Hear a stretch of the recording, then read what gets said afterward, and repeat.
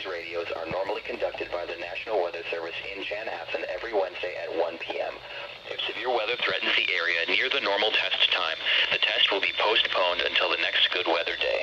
The warning alarm will be activated for selected watches, warnings, and statements affecting central and southern Minnesota and west central Wisconsin. This concludes the test of the warning system. We now return to normal programming.